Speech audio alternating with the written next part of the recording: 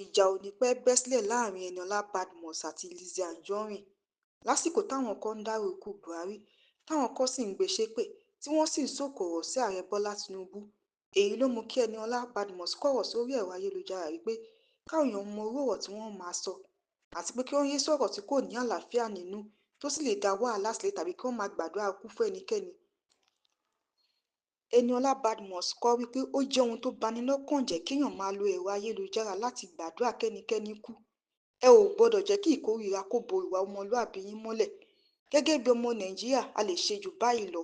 Tá a bá fẹ́ àyípadà lóòótọ́, ó yẹ ká jẹ́ ká mọ̀ nípa ìfikùnlukùn, òótọ́ àti ìṣọ̀kan. Kò kí ń ṣe nípa jàgídíjàgan tàbí ká máa gbèrò ikú síra ẹni. Ẹ jẹ́ ká ṣe ohun tó tọ́ yàtọ̀ sí ìyapa.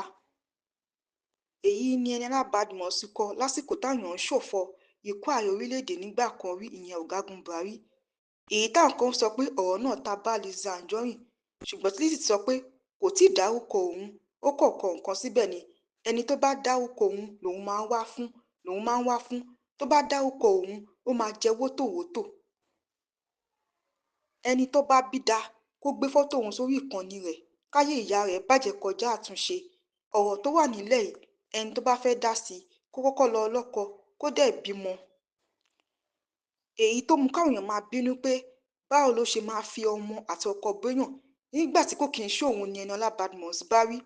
Lọ́kàn Lizzy Anjorin, Ìyábọ̀ Òjó ni Eniola gbèjà ló ṣe ní kí wọ́n yéé ṣépè mọ́. Àwọn èèyàn ò tí ì mọ̀ bóyá Eniola máa fún Lizzy Anjorin lésì lórí bó ṣe fi ẹ̀gàn rẹ̀ bu.